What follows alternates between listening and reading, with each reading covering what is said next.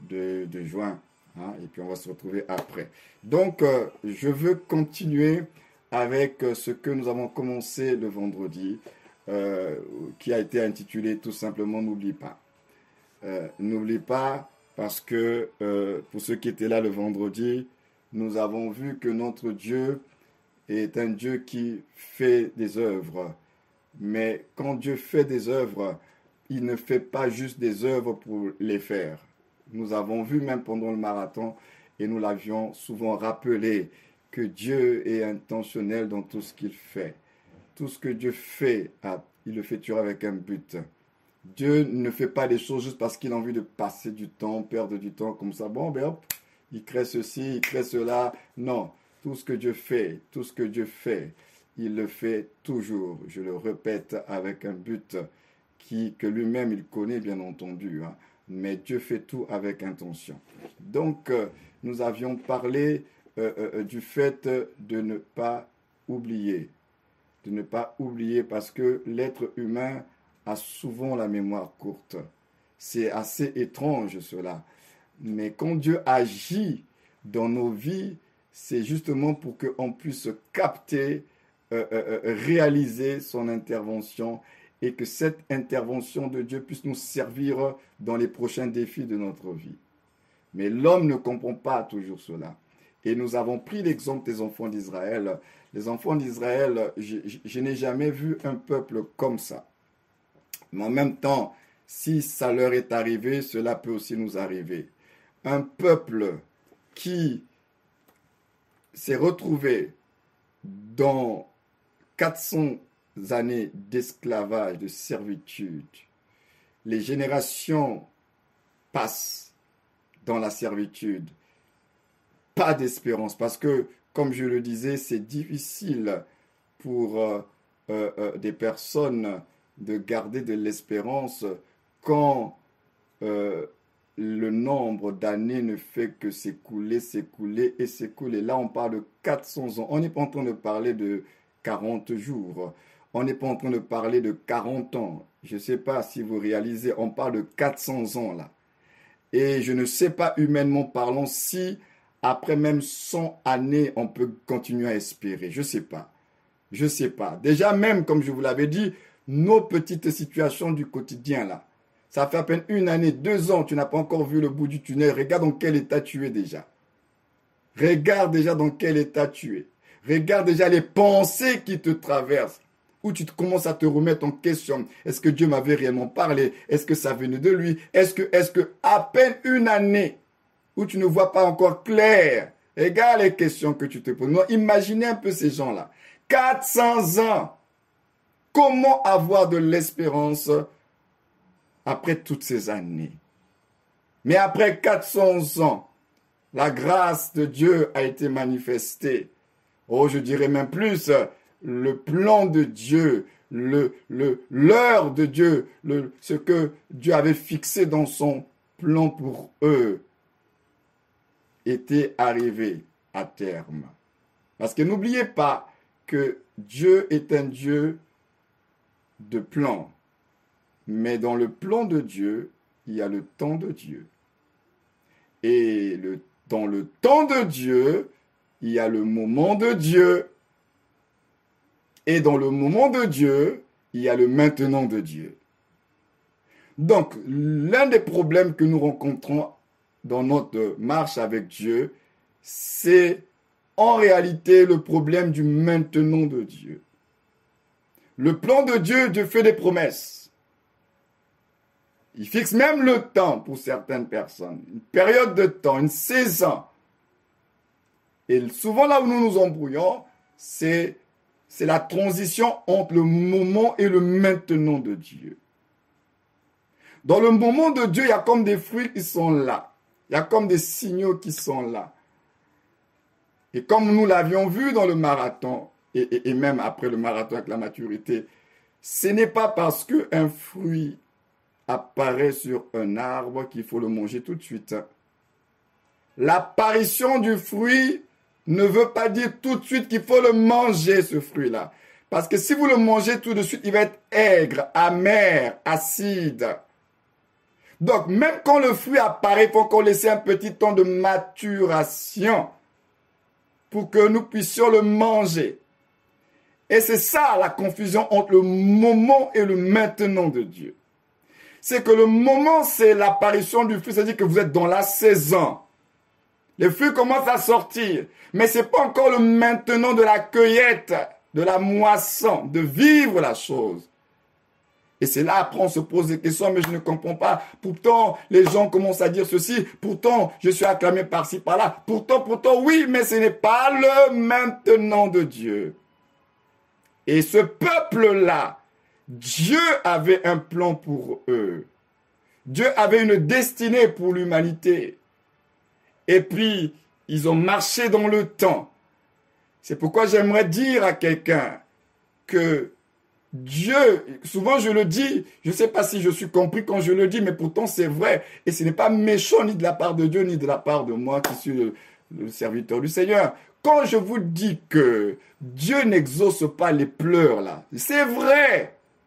C'est pas parce que tu pleures beaucoup que tu vas le corrompre ou bien tu vas l'obliger à agir. Tu peux beaucoup pleurer.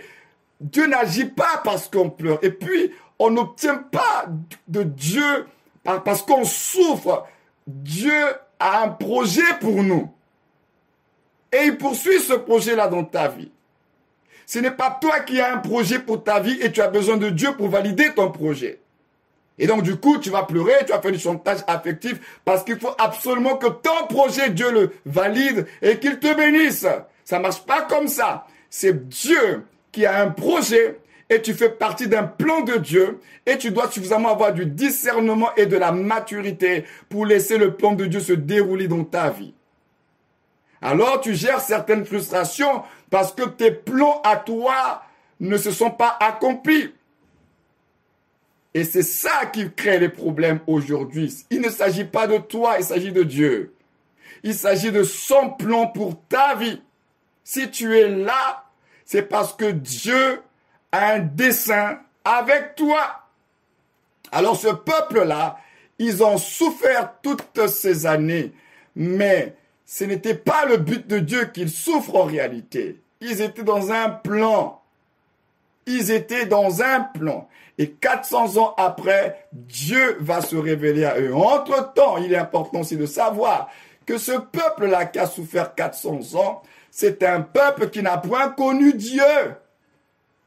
Ils ont entendu parler de Dieu. Et la question que je me pose maintenant que je suis en train de vous parler, mais quand ils ont entendu parler de Dieu là par leurs ancêtres là, est-ce que cela pouvait produire en eux de la foi?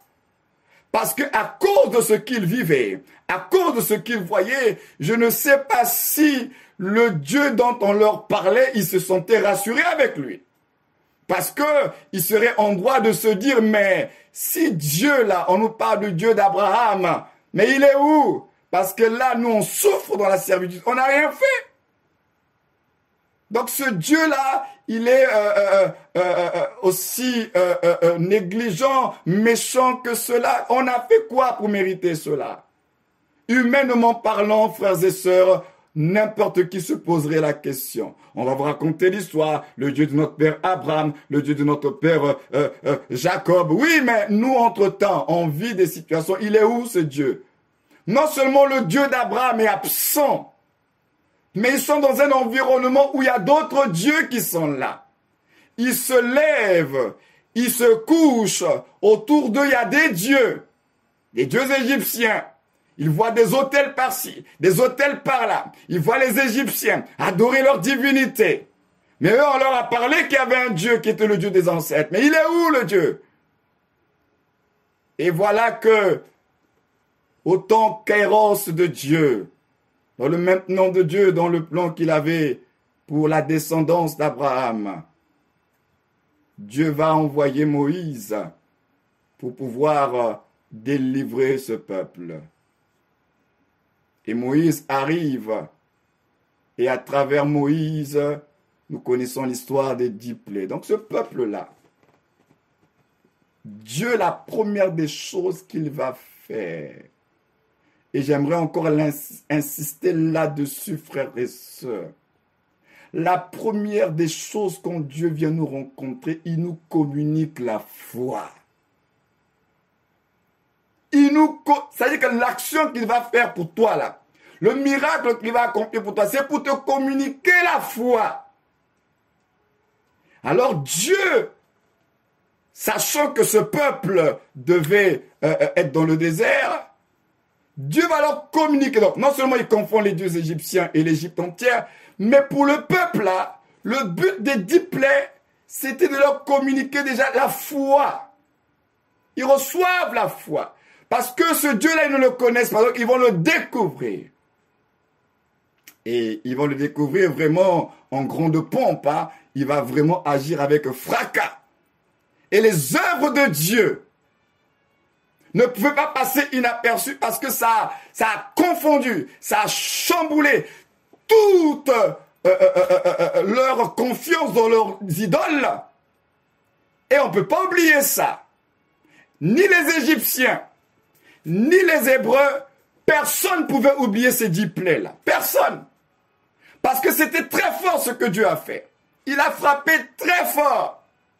C'est pourquoi je vous disais qu'il y a des événements qui vous marquent sérieusement. Vous ne pouvez pas oublier. Certains vous oubliez, mais il y a des événements, ça vous marque, ça vous traumatise même positivement. Vous ne pouvez pas oublier. Alors les Égyptiens, frères et sœurs, ne pouvaient pas oublier ce qui s'était passé parce que ce que Dieu a fait là, il a remis en question toute leur foi. Donc, il détruit la foi d'un peuple pour construire la foi d'un autre peuple. Oh, je ne sais pas si quelqu'un me comprend. Il détruit la foi d'un peuple pour construire la foi d'un autre peuple. Parce que les Égyptiens sont complètement perdus. Leurs dieux sont inefficaces. Ils n'agissent plus. Mais le Dieu de Moïse, le Dieu des Hébreux, se révèle comme étant le véritable Dieu, au-dessus de tous les dieux. Donc il fait très fort avec son peuple. Et qui construit leur foi, déjà ça commence en Égypte. Et il permet qu'un événement, la 10e plaie. La 10e plaie qui allait permettre à ce qu'ils puissent sortir de la servitude. C'est l'institution de la Pâque, qui va devenir la première fête de leur calendrier. Le point de départ, c'est Pâques. On ne peut pas oublier le premier. C'est comme on dit, les premières fois. On ne peut pas oublier. Pâques. L'ange destructeur est passé. Ceux qui étaient dans la maison, vous savez, dans l'histoire de la Pâque, là, le problème de la préservation des enfants d'Israël, ceux qui étaient à Goshen, ce n'était pas à l'intérieur de la maison d'être saint ou bien une certaine condition. Non. La seule condition, il fallait qu'il soit dans la maison et qu'à l'extérieur qu'il y ait le sang. Donc, qu'importe qui était dans la maison, là, qu'importe la condition de celui qui était dans la maison, dès l'instant où il était dans la maison et qu'à l'extérieur il y avait le sang, il était préservé. C'est une image encore de la grâce. Hein?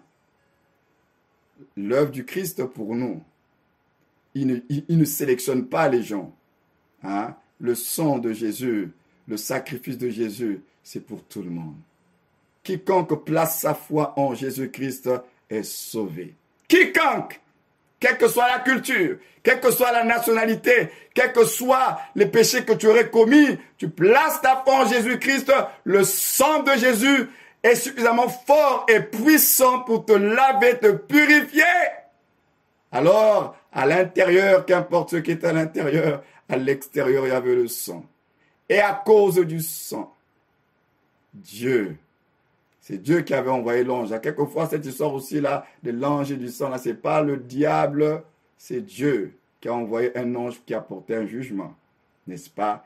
Et c'est Dieu qui devait être satisfait ou pas. Il a vu, il passe outre le Pessa, il passe à travers, parce que c'était une affaire de Dieu et nous. Donc, dans cette affaire de salut là, je vous l'avais dit, c'est d'abord une affaire de Dieu et les hommes. Avant de parler du diable, du péché, c'est d'abord l'homme et Dieu. C'est notre séparation de Dieu qui a amené toutes ces conséquences-là. C'est parce que l'homme est séparé de Dieu qu'il est exposé au péché. C'est parce que l'homme est séparé de Dieu qu'il se retrouve dans la servitude du diable. C'est une affaire de Dieu et de l'homme. C'est pourquoi il est venu restaurer. Il est venu nous réconcilier.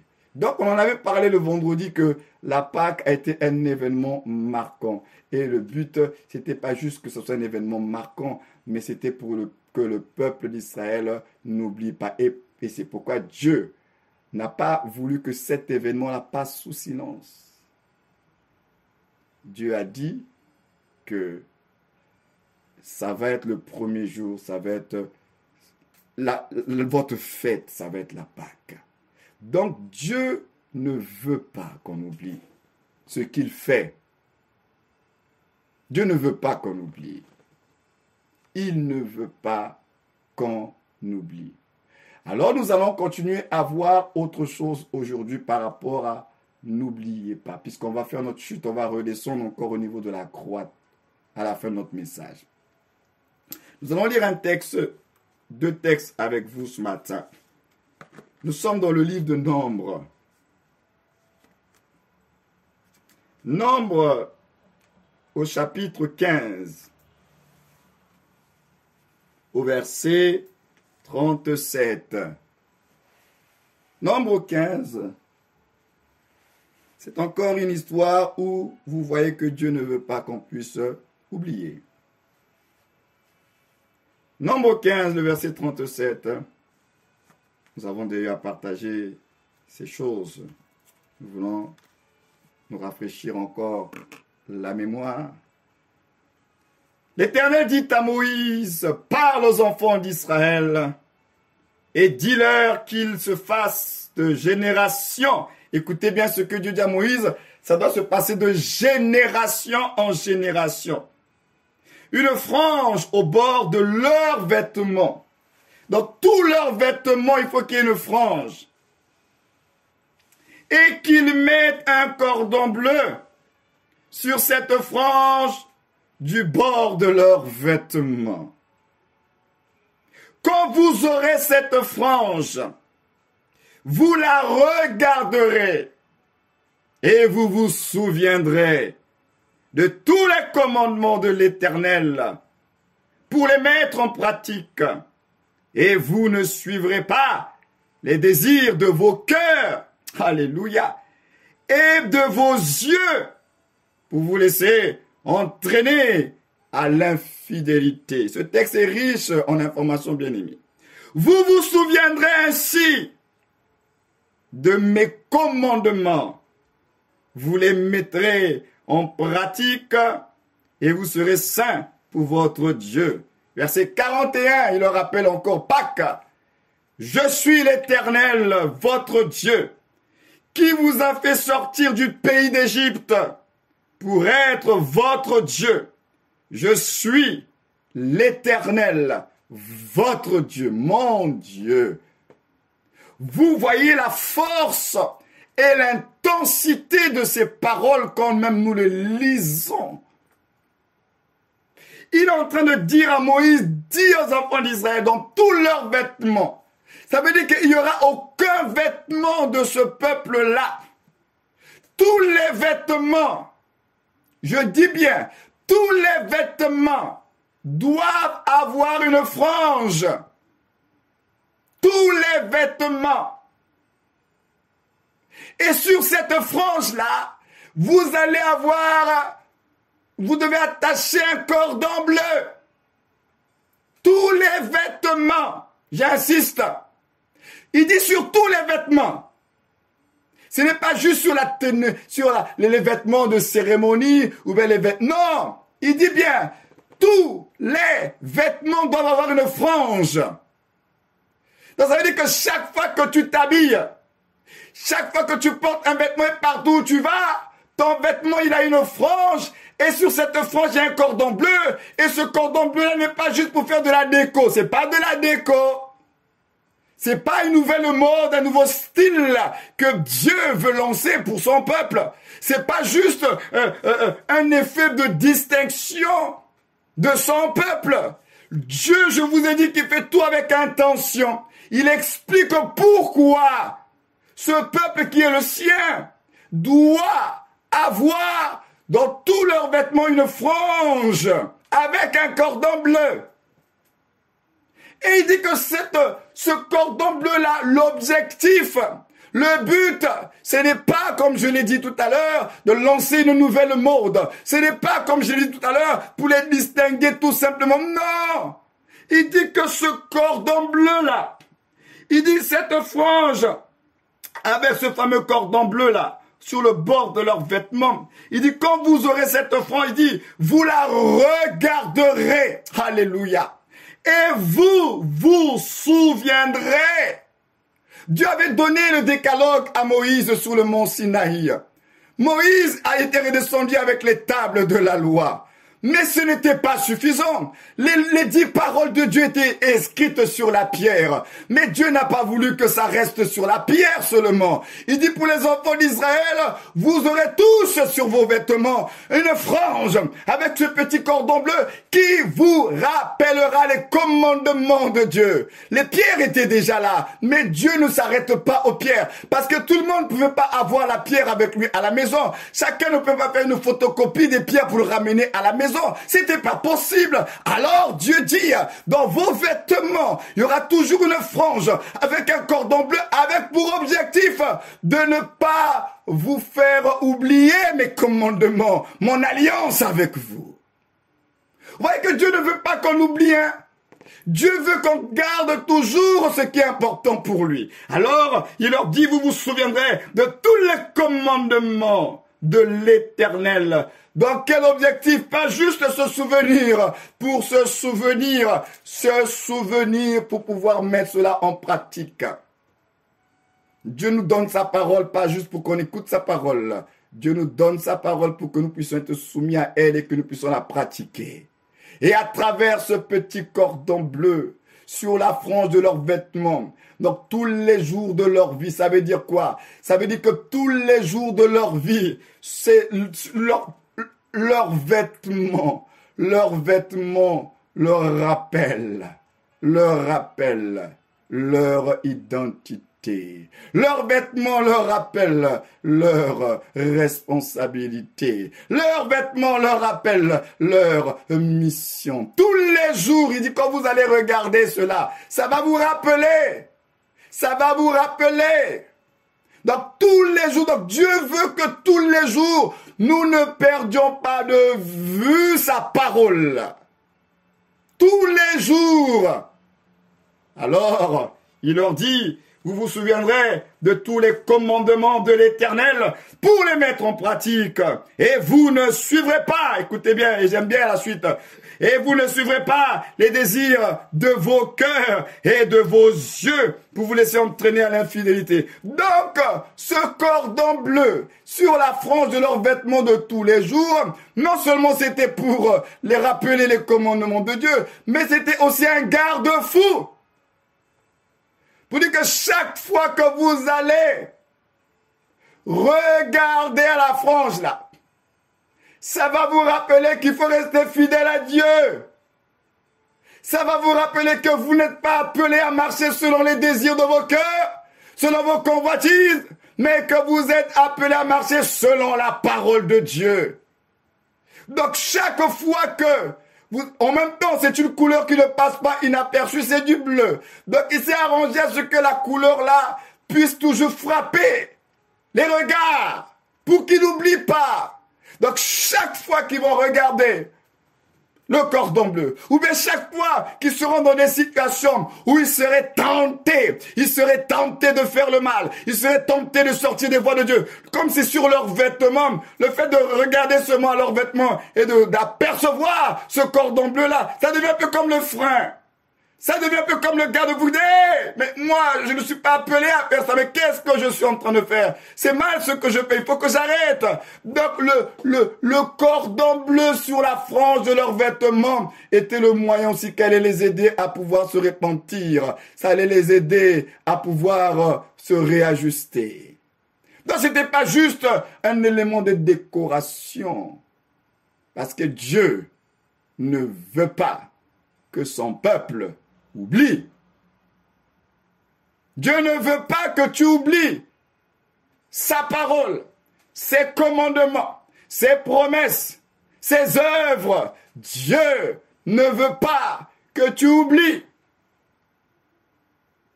Dieu ne veut pas que tu oublies. Alors il dit, et vous ne suivrez pas les désirs de vos cœurs et de vos yeux pour vous laisser entraîner à l'infidélité. Il insiste encore au verset 40. Vous vous souviendrez ainsi de mes commandements et vous les mettrez en pratique et vous serez saints pour votre Dieu. À travers le cordon bleu, Israël ne devait pas oublier. Alors Dieu s'est arrangé pour que le moyen qui va toujours les rappeler, commandement de Dieu, la parole de Dieu, leur mission, leur identité, leur responsabilité, soit en permanence avec eux. Oh, j'aimerais le dire encore, en permanence. Parce qu'il dit sur tous leurs vêtements. C'est-à-dire qu'il n'y a aucun de leurs vêtements, il n'y aurait pas ce petit cordon bleu-là. Tous les vêtements. Donc Dieu ne veut pas qu'ils s'oublient. C'est-à-dire en permanence, il veut que nous puissions conserver, avoir la conscience de ce que Dieu a dit et ce que Dieu est en train de faire ou bien ce qu'il a fait. Nous sommes dans l'ombre, nous reviendrons dans la réalité tout à l'heure. Si déjà dans l'ombre, l'intention de Dieu était celle-là, Dieu n'a pas changé. L'intention de Dieu, c'est que son peuple ne doit pas oublier ce que Dieu fait. Ça va, ce sont des garde-fous. Ça va vous protéger. Ça va vous fortifier vous-même. C'est pas juste un commandement pour un commandement. Ça vous rappelle votre identité. Vous êtes saints. Vous êtes le peuple qui appartient à Dieu. Avec un régime particulier. Donc quelquefois, si tu oublies à cause des réalités de la vie, mais le fait de regarder, ou bien d'avoir la conscience de mon vêtement, il y a le cordon bleu, te ramène à l'ordre, te permet de revenir, te permet de faire des réajustements, te permet de te repentir. Le cordon bleu. Tous les vêtements devaient l'avoir. Tous les vêtements. Parce que Dieu insiste pour que nous ne puissions pas oublier. Ça, c'est l'ombre.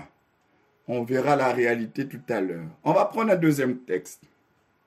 Nous sommes dans le livre de Josué. Josué, chapitre 4. Alléluia. Seigneur, aide-nous à ne pas oublier ce que tu dis et ce que tu fais. Aide-nous, Seigneur.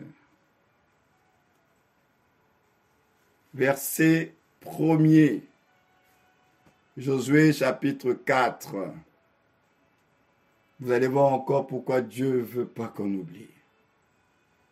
Lorsque toute la nation eut achevé de passer le Jourdain, l'Éternel dit à Josué, prenez 12 hommes parmi le peuple, un homme de chaque tribu, donnez-leur cet ordre, enlevez d'ici du milieu du Jourdain, de la place où les sacrificateurs se sont arrêtés de pied ferme, 12 pierres que vous emporterez avec vous et que vous déposerez dans le lieu où vous passerez cette nuit. Josué appela les 12 hommes qu'il choisit parmi les enfants d'Israël, un homme de chaque tribu. Il leur dit, passez devant l'arche de l'Éternel votre Dieu au milieu du Jourdain et que chacun de vous charge une pierre sur son épaule, selon le nombre des tribus des enfants d'Israël, afin que cela soit un signe. Écoutez bien verset 6. Afin que cela soit un signe au milieu de vous. Lorsque vos enfants demanderont un jour, que signifient pour vous ces pierres?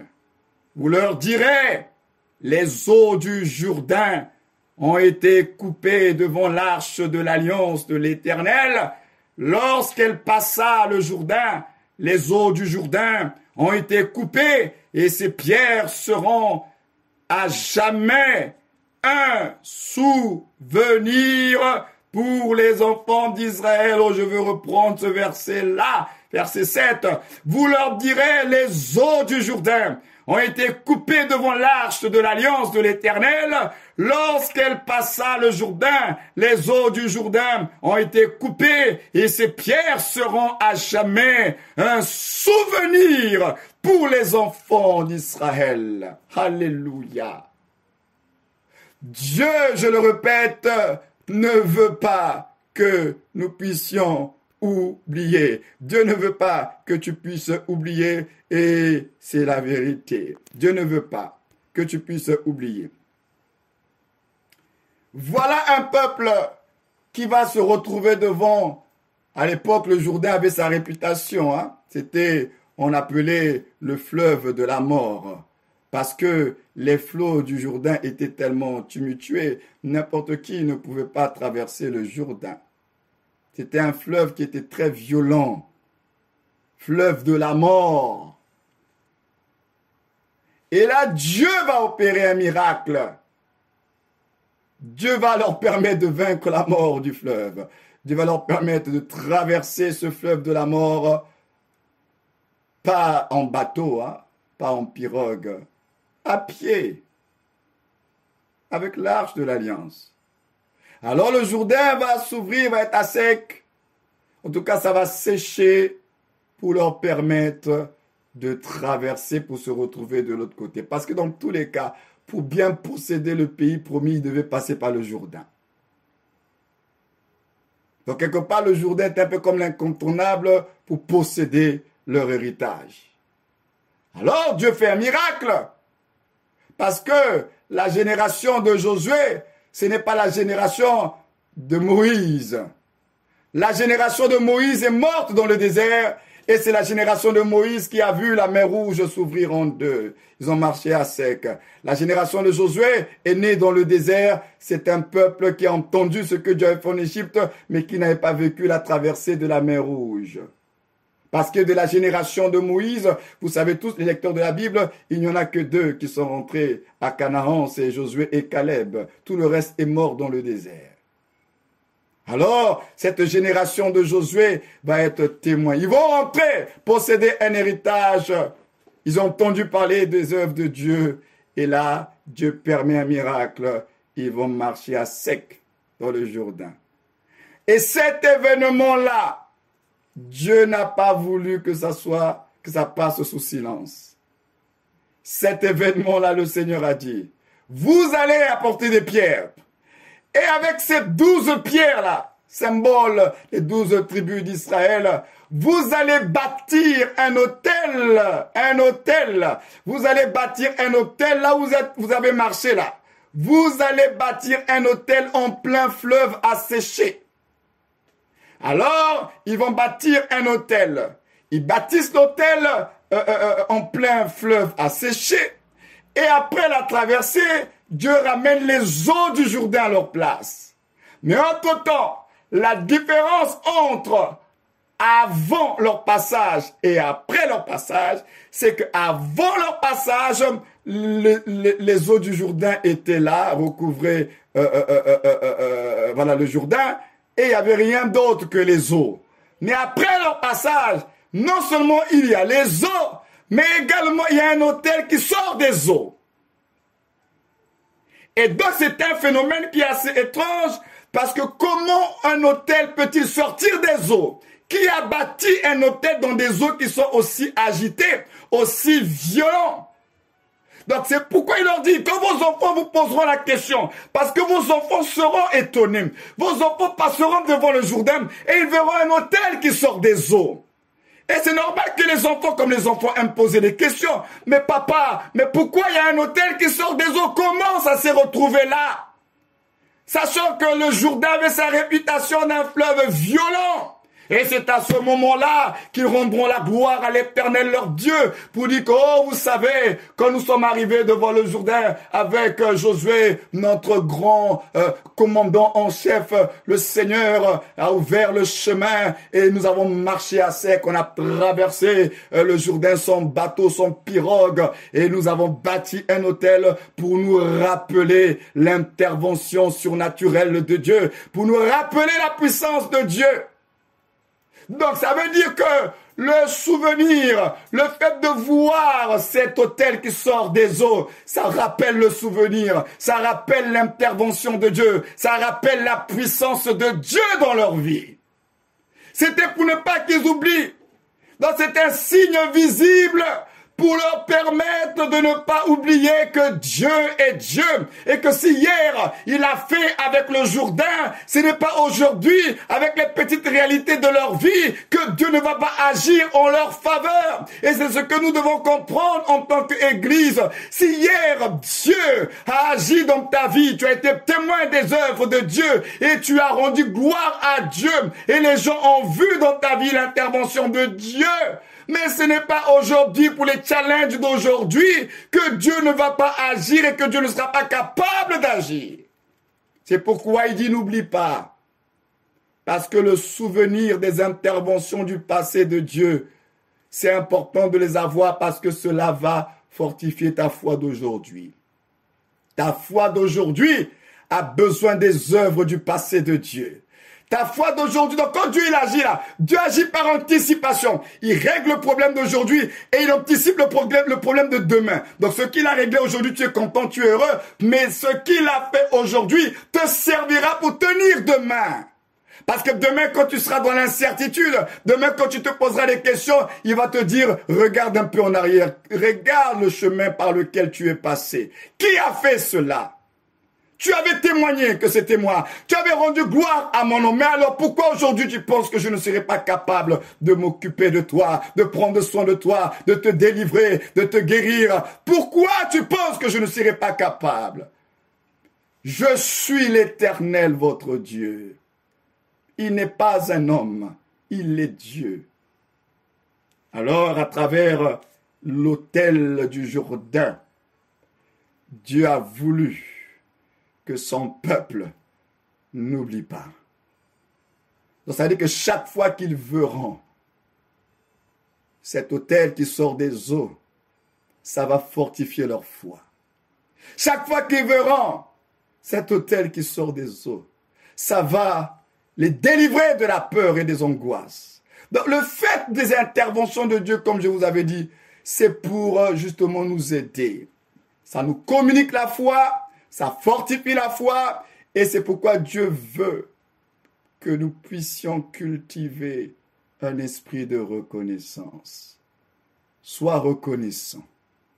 Plus tu es reconnaissant de ce qu'il est, de ce qu'il a fait, tu vas être moins exposé aux inquiétudes, aux peurs, parce que à force d'avoir une vie de reconnaissance, là, ça fortifie ta foi. Ça alimente ta foi.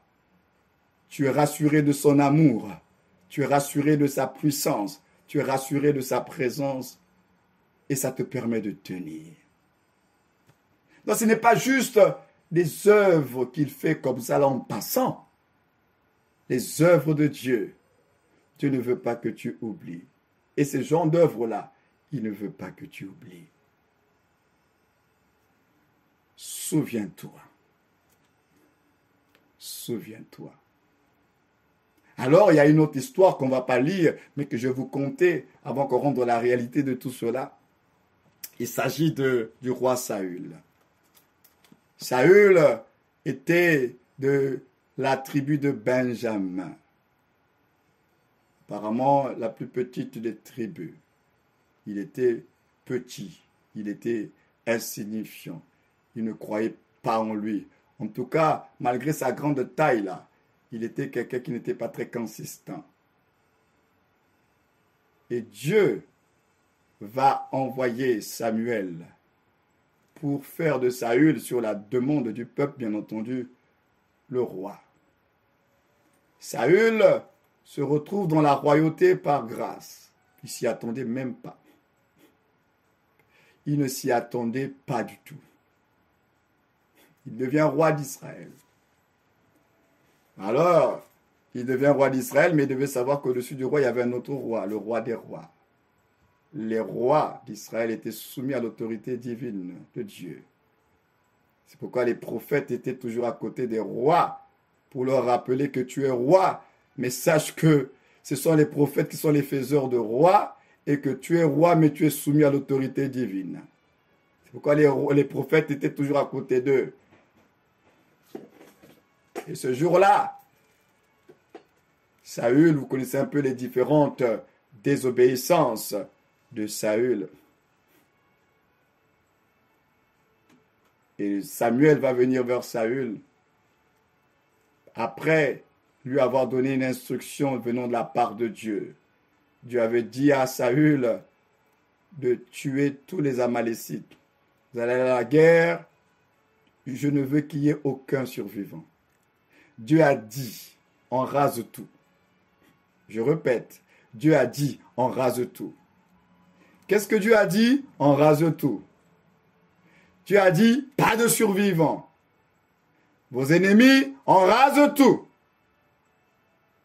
Dieu n'a ni ajouté ni retranché. Il a dit, on rase tout. On dévoue tout par interdit, c'est-à-dire on rase tout. Ils sont allés. La grâce de Dieu était là. La faveur était là. Ils ont battu les Amalécites. C'était bien. Mais au lieu de tout raser, ils ont pris une partie des richesses des Amalécites. Ils ont laissé le roi, famille royale, en vie. Et Samuel arrive. Et il constate qu'il y a un bruit dans le camp d'Israël. Samuel va rencontrer le roi. Il dit, mais c'est quoi le bruit que j'entends? Alors le roi Saül est tout excité. Oui, parce qu'ils ont gagné une grande victoire. Oui, nous avons obéi, fait ce que l'Éternel nous a demandé de faire. Mais Samuel dit, mais le bruit que j'entends là, c'est quoi? Parce que toi, tu dis que vous avez fait ce que l'Éternel a dit. Question, est-ce que Saül avait bien compris l'instruction de Dieu? Et après, comme Samuel est insistant, Samuel veut savoir, mais le bruit là, c'est quoi? Saül, c'est là où Saül dit, ah ben, nous avons pris les meilleures portées, les meilleures parties du bétail. Nous les avons mis à part pour les offrir à l'Éternel, ton Dieu. Question, est-ce que Dieu leur avait demandé une offrande? C'est ça le problème. L'intention pouvait, entre guillemets, être bonne. C'est pour plaire à Dieu, c'est pour la gloire de Dieu. Mais est-ce que Dieu leur avait dit de prendre les richesses là pour lui apporter une offrande? Dieu a dit, on rase tout. Alors aujourd'hui, c'était pour apporter une offrande à l'Éternel ton Dieu. Mais qu'as-tu fait, Saül? Et c'est là encore que Saül, voulant sauver sa vie, il va dire, bon, c'est le peuple qui allait prendre. Mais le peuple est allé prendre. Toi, tu es le roi, oui ou non? C'est qui le chef de l'armée? C'est le roi? C'est pas le peuple. Comment toi, tu es le roi établi divinement, l'autorité absolue? Et tu vas dire, non, en fait, c'est pas moi, c'est le peuple. Et c'est là que Samuel va dire à Saül, là où je veux en venir. Comme Saül a fait les choses à sa manière et à sa tête, Samuel va dire à Saül, souviens-toi. Souviens-toi lorsque tu étais encore petit à tes yeux. Il est en train de dire des choses très importantes qui étaient vraies. Parce que Saül, quand on lit un peu l'histoire de Saül, Saül ne croyait même pas en lui. C'était un timide empereur et il arrivait comme ça là à la royauté sans même s'y attendre. Et Samuel lui dit, mais quand tu es encore petit à tes yeux, Caton, insignifiant. Quand tu es encore petit à tes yeux, Caton, le moindre. Samuel dit à Saül, Dieu n'a-t-il pas fait de toi le chef, la tête, c'est-à-dire le rocher. Le rocher, c'est-à-dire la tête. Le chef, celui qui a la prééminence.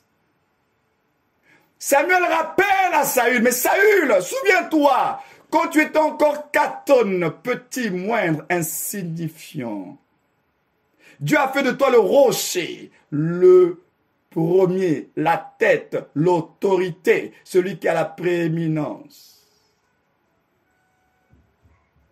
Il lui rappelle son histoire. Souviens-toi, Saül, tu étais insignifiant. C'est Dieu qui t'a positionné.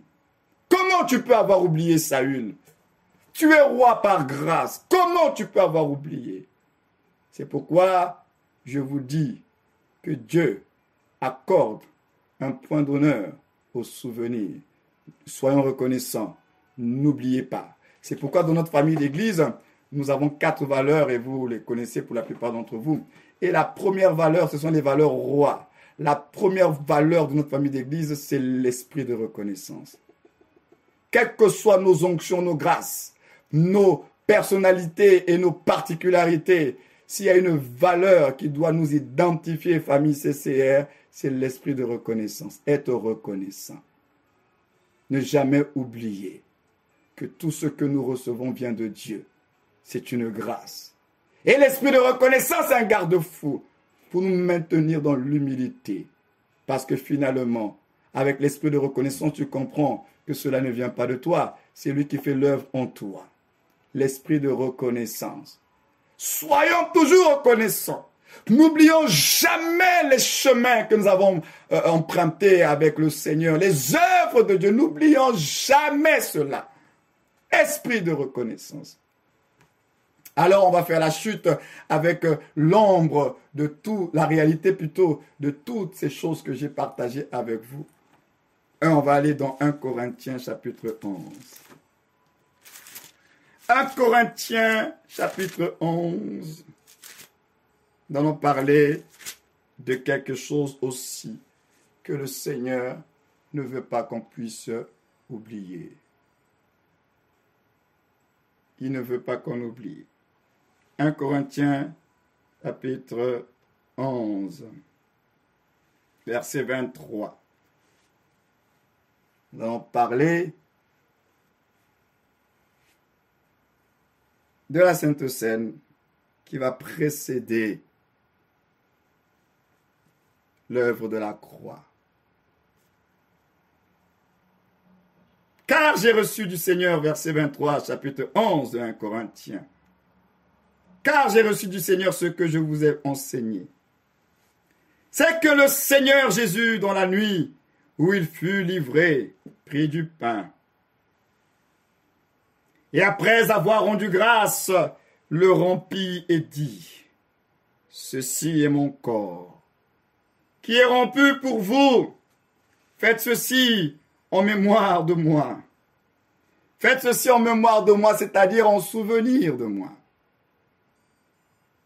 De même, après avoir soupé, il prit la coupe et dit, « Cette coupe est la nouvelle alliance en mon sang. Faites ceci en mémoire de moi, toutes les fois que vous en boirez. Car toutes les fois que vous mangerez ce pain et que vous buvez cette coupe, vous entendez le verset 26, on dit toutes les fois que vous mangez ce pain et que vous buvez cette coupe, vous annoncez la mort du Seigneur jusqu'à ce qu'il vienne. toutes les fois que vous mangez de ce pain, que vous allez boire de cette coupe, vous annoncez la mort du Seigneur jusqu'à ce qu'il vienne. C'est comme s'il est en train de dire que toutes les fois que vous allez manger de ce pain et boire de ce sang, de ce vin, de cette coupe, vous célébrez la mort du Seigneur jusqu'à ce qu'il vienne. Dieu ne veut pas que nous puissions oublier la mort de Jésus. Je vais le répéter encore. Dieu ne veut pas que nous puissions oublier la mort de Jésus. Dieu veut, comme pour le cordon bleu, que nous puissions perpétuellement avoir la conscience tous les jours de notre vie de la mort de Jésus-Christ à la croix. Dieu ne veut pas que tu oublies. Celui qui veut être son disciple, c'est pas seulement quelqu'un qui est là en mode la souffrance. On dit il doit porter sa croix tous les jours. La croix, c'est la mort de Jésus. Tous les jours, tu es un disciple du Christ. Il ne veut pas que tu oublies la mort de Jésus-Christ, le Seigneur. Parce que à travers l'œuvre de la croix, c'est là qu'il y a ton salut. C'est là qu'il y a ta guérison. C'est là qu'il y a ta délivrance. C'est là que Dieu, comme on l'a vu, a opéré des opérations et des transferts. Donc l'œuvre de la croix, c'est le repère de ta foi. Tu ne peux pas oublier le repère. Donc c'est comme s'il dit, tu vas porter ta croix tous les jours. Tu dois garder le repère. Le repère de ta foi, c'est l'œuvre de la croix. Le corps qui a été brisé et le sang qui a été versé avec les vertus qu'il y a dans le corps et les vertus qu'il y a dans le sang de Jésus-Christ de Nazareth. Il dit n'oublie pas le corps, n'oublie pas le sang de Jésus. Tous les jours garde la conscience, quels que soient les chemins que tu vas emprunter, quelle que soit l'adversité, quels que soient les combats. Il dit n'oublie pas le corps et n'oublie pas le sang de Jésus, parce qu'il y a de la force, il y a de la puissance à travers le corps et le sang de Jésus. Le corps nous libère, le sang nous libère. Il ne veut pas que tu oublies ça. Et lorsque tu oublies le corps de Jésus, le sang de Jésus, l'œuvre de la croix, voilà pourquoi tu es en détresse, voilà pourquoi tu es en insécurité, voilà pourquoi tu es dans des peurs et dans des craintes. Oh, j'aimerais te dire, ta foi a besoin de la croix. Je le répète ce matin, ta foi a besoin de la croix. Tu vas avoir une foi ferme, alors sois focalisé sur la croix. Tu vas te délivrer des peurs, des craintes. Regarde la croix. Là où le sang a été versé. Le sang du rachat, le sang du pardon, le sang de la justification. Aucune réclamation face au sang de Jésus. Le sang de Jésus est fort et puissant. Le sacrifice de Jésus est le sacrifice suprême. Au-dessus de tous les sacrifices, il n'y aura aucune réclamation. Et quand il y a la réclamation, tu as le sang de Jésus avec toi. Oh, tu ne paieras pas deux fois la même dette. Il a payé déjà le prix.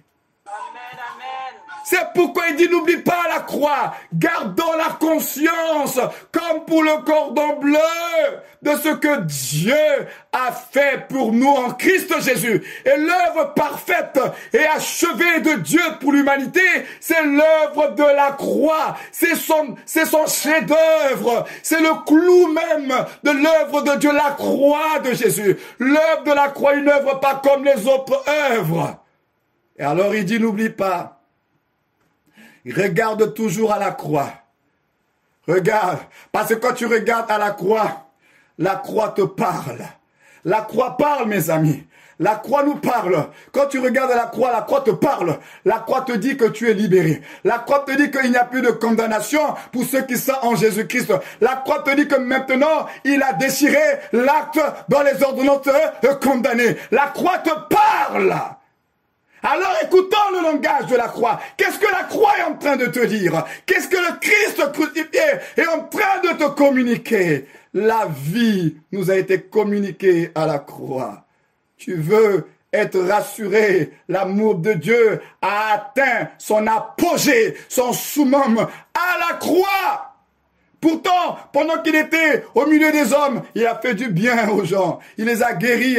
Il a multiplié les pains, mais il a atteint le summum de son amour en étant sur cette croix du calvaire. C'est là, sur cette croix de la honte, que le Dieu Tout-Puissant a été dépouillé.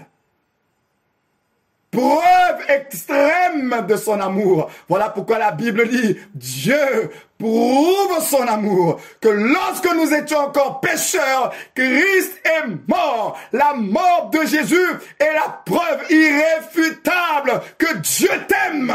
Ce n'est pas les petites œuvres qu'il a faites là. On dit que c'est la mort de Jésus. C'est la mort de Jésus. C'est Jésus-Christ crucifié qui est la preuve irréfutable que tu es aimé de Dieu. Et c'est pourquoi il a dit le Seigneur, n'oublie pas la croix, n'oublie pas la mort de Jésus, n'oubliez pas ça. Et à travers la Sainte Seine, jusqu'à ce que Jésus revienne, il a laissé cette institution-là dans l'église pour que son église, justement, n'oublie pas. Nous n'étions pas là à Golgotha, mais à travers la Sainte Seine, il dit qu'à travers la Sainte Seine, ça va vous rappeler la croix, ça va vous rappeler l'œuvre de la croix. La Sainte Seine dans l'église est là pour te dire, n'oublie pas le triomphe de la croix, n'oublie pas la victoire de la croix, n'oublie pas la guérison de la croix, n'oublie pas le rachat de la croix. La Sainte Seine rappelle à l'église que Jésus est mort, mais il n'est pas mort pour mourir, il est mort pour qu'à travers sa mort, nous ayons la vie. La Sainte Seine nous rappelle qu'il y a eu des transferts, il y a eu des transferts. Il a pris son vêtement de justice, il nous l'a donné, et notre vêtement de péché, il l'a porté. La Sainte Seine te rappelle le prix que tu as aux yeux de Dieu. Alors, c'est pourquoi il te dit, n'oublie pas le corps et le sang de Jésus. N'oublie pas, vous cherchez des techniques à droite et à gauche, vous cherchez des révélations à droite et à gauche. Regardons la croix, Dieu a pourvu à tout, à la croix du calvaire. Tout est dans le sang, tout est dans le corps de Jésus. Mais là, vous cherchez quoi d'autre? Mangeons l'agneau et buvons le sang de l'agneau. Soyons en communion avec le Christ et par la foi, vivons les effets de ce qu'il a fait pour nous. Il a dit jusqu'à ce qu'il vienne, l'Église doit proclamer la mort de Jésus. L'Église que tu es, tu dois toujours proclamer la mort de Jésus, la mort de Jésus. Et quand tu parles de la mort de Jésus, tu ne peux pas ne pas parler de son corps et de son sang. Ils l'ont vaincu à cause de la parole, de leur témoignage et du sang de l'agneau. Et du sang de l'agneau. Vous voulez des victoires en dehors du sang. Vous voulez des victoires en dehors de la croix. Vous n'en aurez pas. Comment on peut vivre victorieux en tant que croyant sans la croix? Non, ce n'est pas possible. Notre victoire a une source. C'est l'œuvre de la croix. C'est Jésus-Christ crucifié. Nous sommes plus que vainqueurs par celui qui nous a aimés. Et il a exprimé son amour à la croix, je l'ai dit. Pleinement pour vous et moi. Alors il dit, n'oublie pas la croix. La croix doit rester la boussole de notre foi. Le nord de ta foi, c'est ce que Jésus a fait. Et quand tu te sens oppressé spirituellement, tu ne dois pas courir à droite et à gauche. Regarde à la croix et parle l'œuvre de la croix. Proclame les vertus de son sang. Proclame ce que le corps de Jésus t'a apporté. Et tu verras que tu vas être libéré de l'oppression. Parce que dans le monde des ténèbres, ils savent ce qui s'est passé à la croix. Ils font semblant, mais ils savent. Le diable n'a pas la mémoire courte. Oh, j'aimerais vous dire qu'il n'a pas la mémoire courte. Il le sait ce qui s'est passé à la croix. La Bible déclare que Christ, par sa mort, nous parlons encore de la mort de Jésus. Par la mort de Jésus, il a dépouillé les dominations, les autorités. Il les a livrées publiquement, en spectacle, en triomphant d'elle par la croix. La mort de Jésus, c'est la mort de la victoire. Le diable a été dépouillé. Il sait Alors il veut voir les croyants qui connaissent la valeur de l'œuvre de la croix. Alors il nous sonde, il vient dans vos vies pour voir, est-ce que vous avez compris l'œuvre de la croix? Est-ce que vous avez conservé la conscience de cette œuvre de la croix, comme ils avaient cette frange avec le cordon bleu? Il veut voir les croyants qui sont restés focalisés sur la croix de Jésus. Et quand il arrive dans ta vie, il voit que tu cherches des solutions en dehors de la croix. Il dit, celui-là, celle-là, elle n'a encore rien compris. Alors je vais bien le manipuler. Mais lorsqu'il vient dans ta vie, il voit que tout ce que tu fais, tu tournes autour de la croix. Tu parles de la croix. Tu confesses le sang. Tu confesses le corps de Jésus. Il dit, hé, celui-là, c'est là, il connaît. Et il va s'enfuir loin de toi. Mais tu oublies la croix, tu veux des solutions en dehors de la croix. Tu n'en auras pas. Tu veux te délivrer des frustrations, tu veux te délivrer des oppressions. Alors reviens à la croix de Jésus et approprie-toi ce qu'il a fait parce qu'il a fait pour toi. Toute cette œuvre, frères et sœurs, c'était pas pour lui. Il n'en avait pas besoin. Tout le travail qu'il a fait, mais c'était pour toi.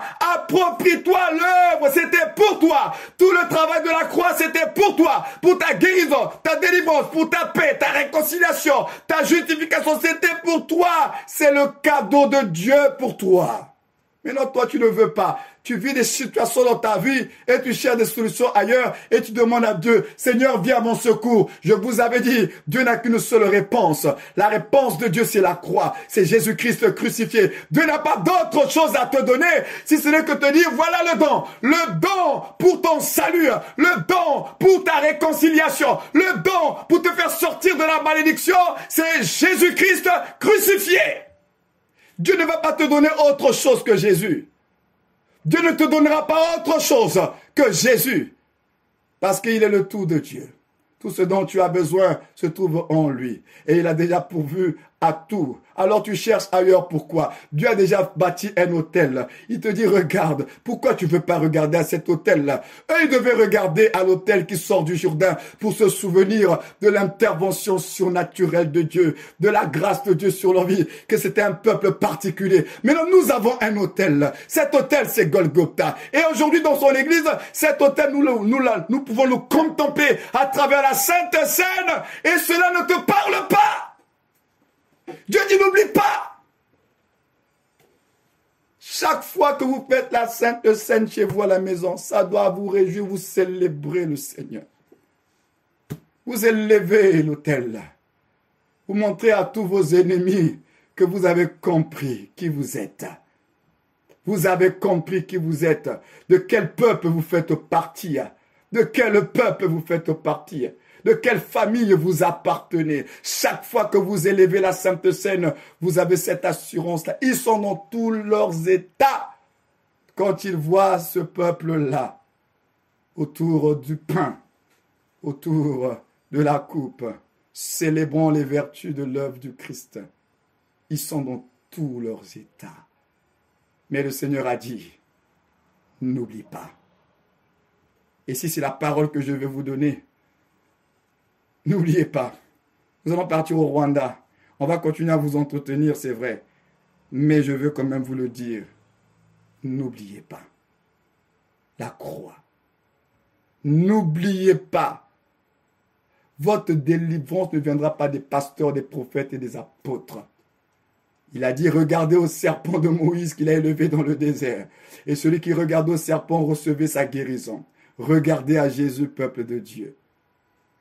Même si les pasteurs et les prophètes ne seront pas toujours à votre service disponible, même s'il arrivait qu'ils oubliaient de vous appeler, de prier pour vous, vous avez un autel qui parle pour vous. Le sang de Jésus parle pour vous. Regardez à celui qui a été élevé. Jésus sera toujours là. Jésus ne sera jamais aux abonnés absents. Il sera toujours présent dans votre vie. Quiconque invoquera le nom du Seigneur sera sauvé. Quiconque, quelle que soit la condition, la position, l'état dans lequel tu te trouveras, invoque le nom de Jésus. Le nom de Jésus. Tu n'es pas seul. Tu n'es pas démuni. Dieu t'a tout donné. Et le Christ est le tout de Dieu, le cadeau de Dieu. Le Seigneur est là. Alors il dit, n'oublie pas.